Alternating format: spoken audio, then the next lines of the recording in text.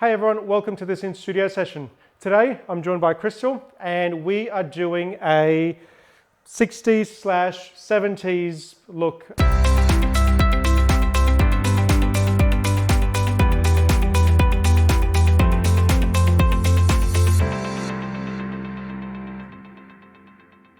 We've changed around the backgrounds. The background is now a faded yellow, or straw as they call it in the industry.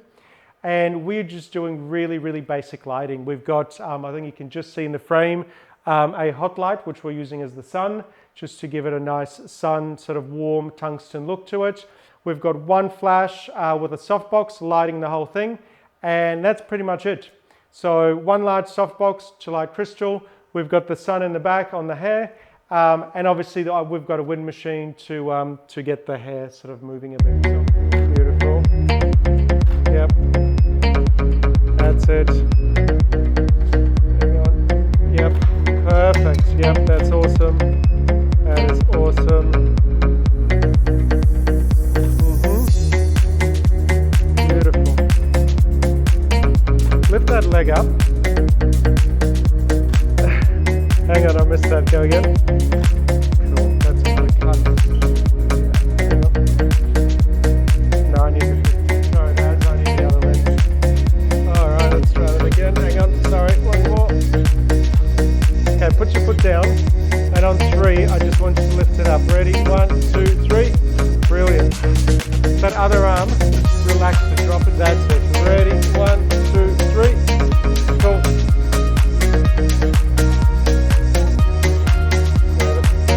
Drop that arm as well.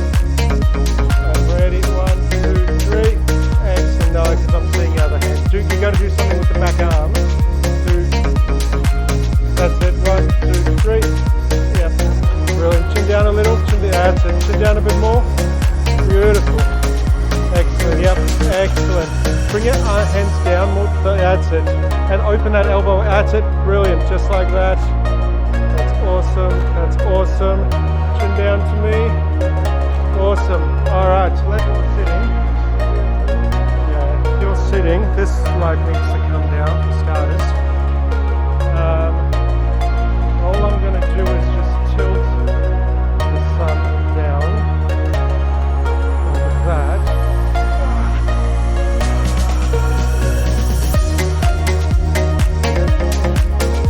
As long as I don't plug it in.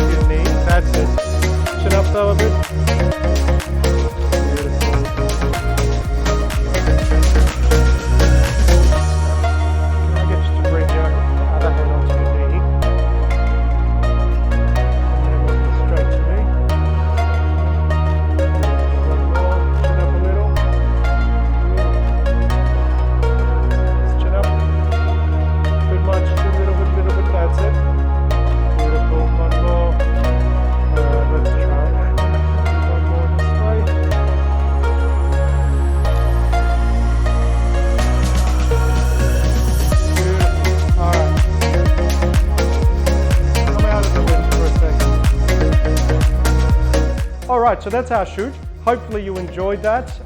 We will have, I will be posting the photos from the shoot straight afterwards. So make sure you stick around to see that. And hopefully, Krisstle, you had fun today. And we'll see you at the next one.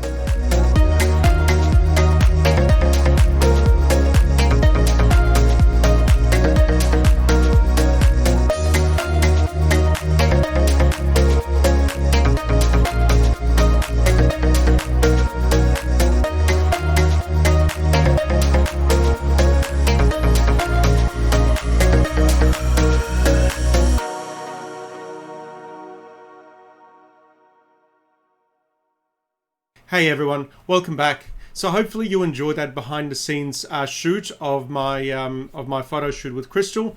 What I'm going to do in this video is show you a quick step-by-step edit of one of the images using CaptureOne.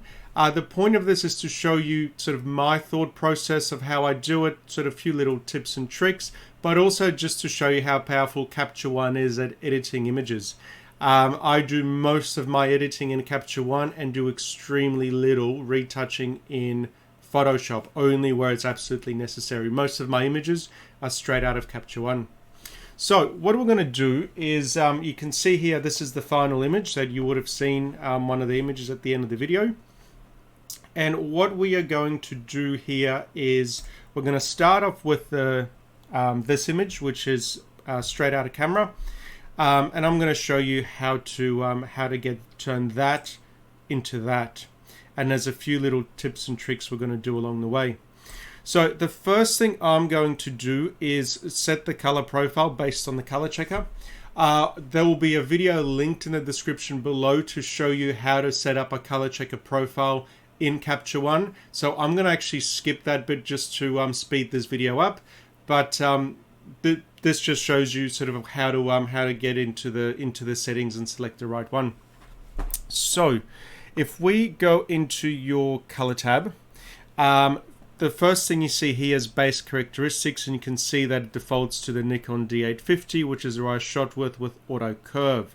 So what we're going to do is when you first click on it, it just gives you the Nikon presets by default. So you have to click show all, and then you open that up. We go to other, and there is my Krisstle color profile. Now you can see there how much the color changes just by, this is the generic Nikon one, this is the ColorChecker one. So the ColorChecker really helps you to fine tune all, it basically color corrects your images. So just like your, you color calibrate your monitor and you can color calibrate your printer, the ColorChecker allows you to color calibrate your photos.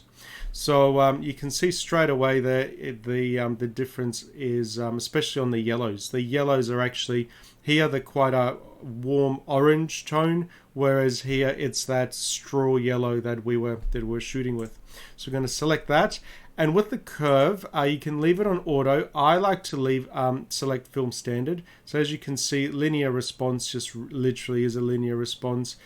So these are slight, gives you slight, high contrast, low contrast, but film standard is a great starting. I find film standard to be a great starting point for all my images. So we're going to start off with that. Now, coming back to the exposure, what we're going to do here is set up the initial look of the image. So what I like to do, the very first thing I usually do with a lot of my images is I set the exposure to -0.3 and the brightness to around 15. Now, depending on your image, these two figures might need to be tweaked. Sometimes brightness is 10, sometimes it's 20. What basically this does is adds a little bit of contrast to your images. And the reason for that is exposure takes the entire, changes the exposure of the entire image. 0.3, whereas what the brightness does, if you look at the histogram, is all it changes is the midtones. So you can, if you look at the here where the shadows are in this bit here, you can see how with brightness those shadows are always, they're preserved, whereas if we look at exposure, it just literally crushes everything. So doing a -0.3, now sometimes, like I said, it's a -0.5, and brightness is somewhere usually between 10 and 20, and that gives us a really cool, just adds that little bit of contrast to it without using the contrast slider. Right, so next thing we're going to do is I'm actually going to take a little bit of contrast out. Now normally, because this is a sunshiny looking image, it's you don't want a high contrast. So you will find with a lot of the fashion shoots that I do in the fashion photography that we add contrast to the images because you want them really sort of punchy and really contrasty. Given the look of this image, I've taken the contrast out just to flatten it out a bit and give it that sort of that airy looking, sort of that look to it. Right, so next thing we are going to do is using our HDR high dynamic range here. I am going to take the shadows down a bit just to give it a bit of, just, you can see there, especially like in the hair, just bringing the shadows down just adds really nice contrast. And in the pants as well, you get the that's kind of faded out. That just brings in a bit of blacks in there. So we'll leave that at about there. I am also going to take the high point up, and that just brightens up the overall image. So probably around sort of there-ish. And then finally with the blacks, we're just going to add just a little bit more punch to it by bringing down the black point just a little bit to about there. And that straight away has given us, if we do a before and after with exposure, it's just darkened the image a little, but the high dynamic range is adds a bit more sort of punch to it. Now, one thing I'm going to do, so the as you can see, the white balance is as shot. What I want to do is just tweak that a little bit. So if we go back to as shot, it looks it's got a very cool look to it. And because this is meant to be a sunny, sunshiny sort of a theme, what I'm going to do is just warm it up a little with my white balance to about, we'll leave it about there, and that just gives it a bit of warmth and a bit of nice golden tones to it. The last thing I am going to do here is with clarity, adding a bit of structure always helps with the just to add a bit of texture and sharpness to the image. And what I'm going to also do is with the levels is bring down that black point just a little bit again to there, and bring up the white point to about there. If you bring the white point up, the image gets very, very bright, but you can also start seeing the skin. We're starting to lose a lot of detail. So about, you don't need a lot, just about there. So again, if you want to see the before and after, that's before, that's after. It's a very subtle change, but it just gives it a nice little look to the image. So with the base sort of done, we are now going to take this one step further by using layers and adding a whole lot of texture and sort of refining it a bit more. So the first thing we're going to do is we're going to work on the skin. So we're going to create a new layer. We're going to call this layer skin. And obviously being a skin layer, what we want to do is we're going to work on the skin. So pressing B for brush brings up our brush. Make that a bit higher. M2, highlight the mask. And then what I'm going to do is just very quickly mask out our skin. Now, if you use a fairly soft brush like I'm using here, what it basically gives you is, we'll refine some of the edges, but you don't have to be as precise, because using the soft brush will actually give us a nice transition from where it was edited to where it wasn't. Normally, when the outfit is a totally different color to skin, it makes it a lot easier, because I'm going to show you in a sec the skin tone utility, which basically works on a color range. But in this instance, we're using yellow on the background, and we've got a lot of yellows on the outfit, and obviously there's yellows in the skin, so we will have to be a bit more careful. So I'll refine that in a sec. The other thing too I want to is obviously for resizing the brush, like you just saw me do, it's the square brackets. It's the same as most image editing software. So we'll just paint that in very roughly. Zoom in with the mouse, make that bit smaller. I'm going to paint this bit in, paint that in, paint that in, paint that in. Now obviously if I'm doing this as a real edit, I'll be taking a bit more time to it, but just because this is a video for you guys, I'm just trying to keep this as quick as I can. So I'm just going to bring that up just a little bit more to give me a nice feathered soft edge. Paint that in here. Now E for erase, and you can see the erase tool pops up, and we're just going to do a quick cleanup. And again, this is like super quick, like you're watching me do this in real time, and it's really not taking a lot of time because you don't have to be super precise. This is what I love.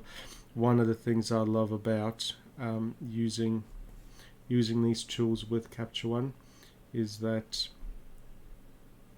the softness and or the blending that it does, it just works so incredibly well.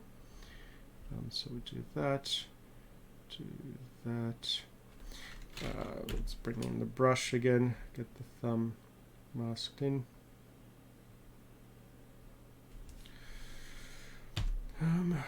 Take that out of there, take that out of there, bring the brush in just to bring that in, and then if we scroll up, erase tool, just take that just a little bit off the edge there, and that's kind of it. So that's kind of all we need. Oh, hands, missed the hands, sorry, missed the hands. So we're just going to do that and do that. This is why it's so important to have the mask on when you're doing this, because you can see quickly where you may have missed the spot. All right, so now that we've got the skin masked out, we're going to come to the color tab, and here in the color editor you've got your basic, your advanced, and your skin tone. Now skin tone is just the way it processes the color. You can use it for other things, and I have used another video where I show you how to use the skin tone tool to fix a dress, the color of the dress as well. But what we're going to do here is we're going to go with skin tone. So we're going to pick the color picker. We're going to pick a nice sort of skin tone like that, and you can see how it highlights it there. So with skin tone, you've got the two sides, you've got the amount and the uniformity. The amount changes the entire thing. So you can see that's she's got very green skin if you look on her face. Now it's very magenta. Same with saturation, you can literally desaturate, but see how it still retains that little bit of color, or you can really crank it, and the same. But so this affects the entire skin tone. What uniformity does is it actually blends the skin tone. So uniformity with saturation, it just sort of it blends all the saturation. So if you look at the arm here, we've got sort of a skin tone there, but we're starting to get a bit of yellow coming through, which is the reflections. So saturation actually takes all that out. And if I show you the before and after here, you can see if you look at the arm there, this is before and this is after, before and after. Yeah. See, they're all very subtle, but it does make a difference. So what I'm going to do is I'm going to just bring the hue down a little bit to about there. We're going to bring the saturation up a little bit to about there-ish, and we're going to take the lightness down to about sort of there. And then with the uniformity, I'm just going to bump the saturation up to about there, and the lightness up to about there. You can see with lightness how it totally changes the entire look. So we'll leave it at about there. So overall, if we do look at it before and after, that's before and that's after. So you can see how the skin's just got a bit more, it's a bit more smoother, a bit more even, and it's just got a nice warm color to it as well. So that's the skin tone. The next thing I want to do is look at hair. So again, we'll come down to exposure. We're going to add a layer. We're going to call this hair. Bring up the brush again. Make that a bit bigger. M for mask. Now, what I normally do, hair I don't do a lot with. This is just a sort of a trick that I learned from another photographer, and it's worked. It's been working really, really well for me. So with hair, again, I'm doing this super quick, super rough, and then I'll just bring that in to refine it.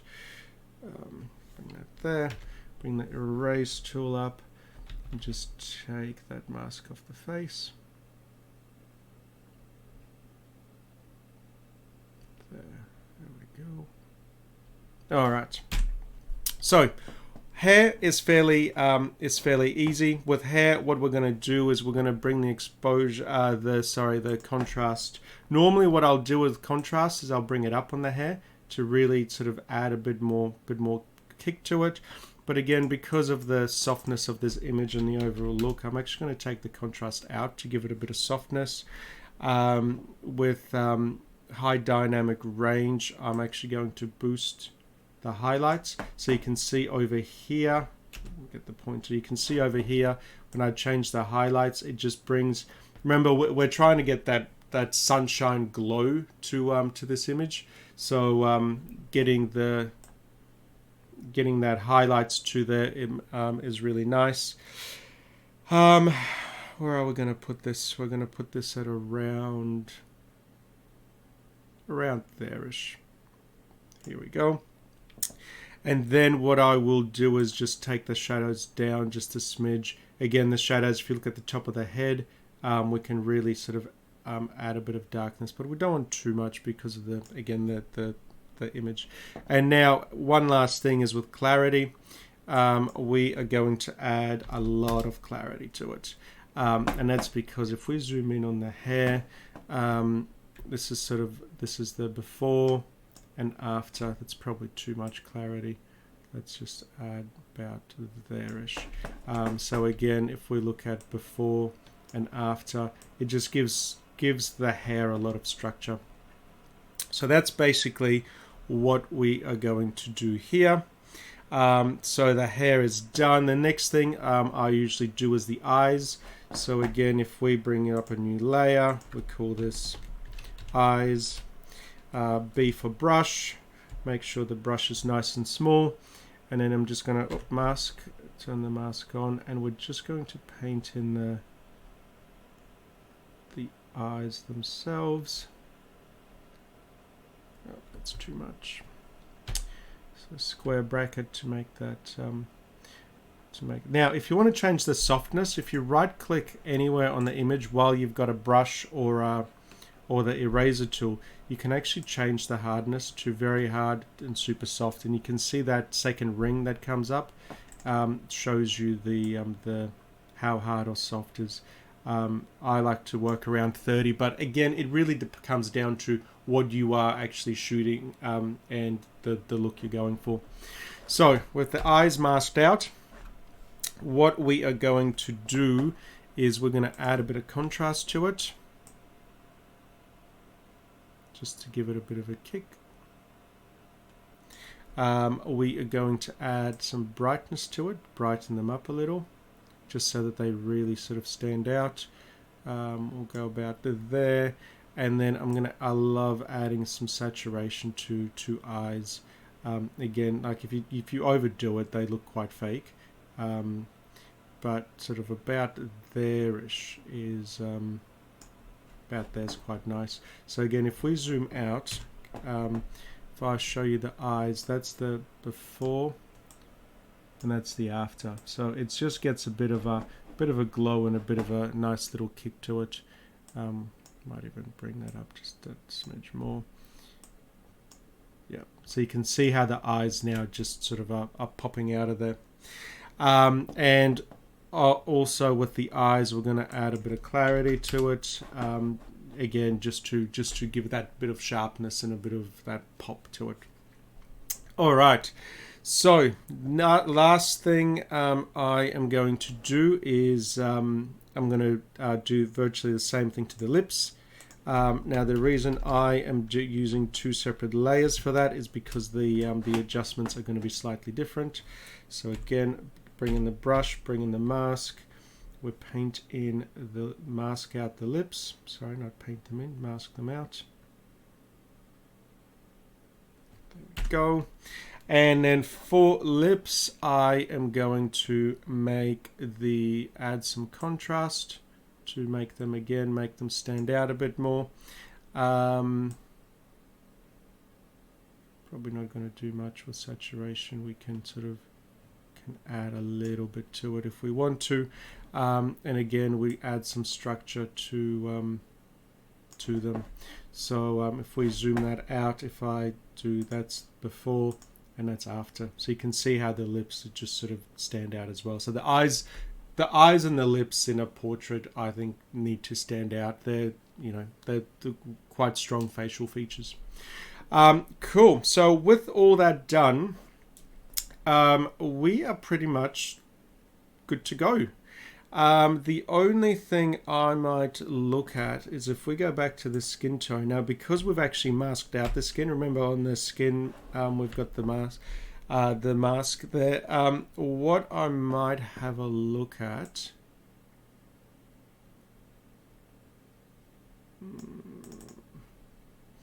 is possibly, give it a little kick of saturation just to give it there we go, just to warm that skin up just that little bit. Don't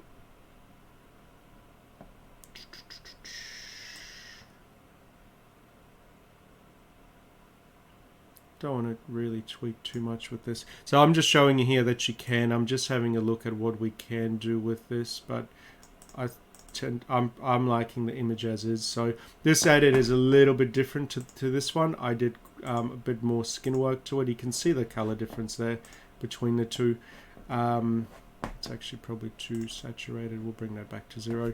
But that's pretty much the image done. So if we have a look at the before, actually, if we have a look at all the way before, okay, we can't do that. So if we have a look at all the way before, we started off with an image where we tweaked the exposure a little, the dynamic range, added a bit of clarity, then we softened the skin a little and touched it up. We added the hair. You can see there, if I turn the hair on and off, that's what we've done to the hair. It just makes it pop and gives it that bit of a golden color. We made the eyes. Again, you can see the eyes there. They just pop out that little bit more. And then finally, we add some detail to the lips. Now, the other thing I want to show you very quickly with layers is, say, for example, that's not enough for you, but that is too much on the lips. What you can actually do is change the opacity, similar to what you do with Photoshop. So you can actually drop the opacity down to, say, 80% or 78 in this case, and the effect is still there but not as strong. So that is this is the other advantage of playing with the layers, is that it gives you so much control there. But this is pretty much our image done, and as you can see, if I press V for my little pointer, it took us no time at all. There was no Photoshop work involved, and this is a great looking image. Okay, so there you go. So this is how easy it is to edit with CaptureOne. It took us no time at all to turn this image into a great looking image without using any Photoshop. Now, the great news about CaptureOne as well is they now have a free version called CaptureOne Elements. It's a very scaled back version. There's a lot of features it doesn't have, but it is free. If you want to have a play with how it processes your raw files and do basic edits and color correction, it's great for that. But there is also great news now that CaptureOne has brought out a version for Nikon, for Fuji, and for Sony, which is roughly half the price of the full Pro version. So if you shoot with any of those cameras, you can actually purchase a copy of CaptureOne a lot cheaper for use with your camera, and obviously the Pro version works with all cameras on the market. There is also, I will leave a link, in the description below for the free version that you can download to have a play with. I will also leave a link to a 30-day free trial. So if you want to test out the Pro version of CaptureOne, you can do so for free for 30 days. The camera specific is the same as the Pro version as far as the features are concerned. The only difference is the RAW files that it supports, as in what cameras it supports RAW files from. So that's going to be a great way if you do want to have a look and test it out. What I will also do to help you along is I will leave in the description below a download to a TIFF file of the ColorChecker. So you can create your own custom profile if you do want to follow along and actually have a play with CaptureOne watching this video. And I will also leave a link to a DNG RAW file of this image so that you can actually, follow step by step, have a play with it, and just see how easy it is to work with and how amazing CaptureOne is. So hopefully this has helped. Please let me know if you want to see anything else, anything different, if you want to see less of something. As I do these videos, they will obviously, progress based on the feedback that I get from you guys. The more feedback I get, the better. Otherwise, I'm just going to keep doing what I'm doing now. But I want to deliver the content that you want to see. So thanks again for watching. Hopefully you enjoyed this, and see you at the next one.